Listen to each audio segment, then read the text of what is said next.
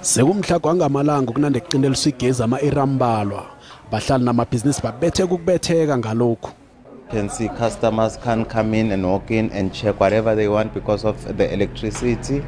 Even the medicine is like expiring faster and faster, and every day we're encountering expired stock.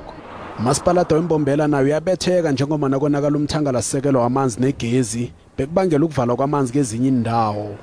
Talking close to 30 million a month, which is a situation that is not acceptable to all of us.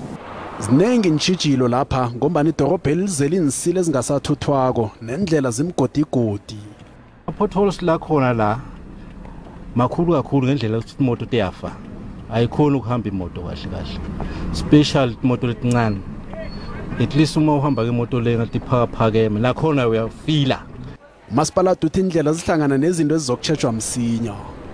First priority is water supply and sanitation. Our second priority is road infrastructure, development and stormwater. Our third priority as a city of Mbombela is electricity supply and management.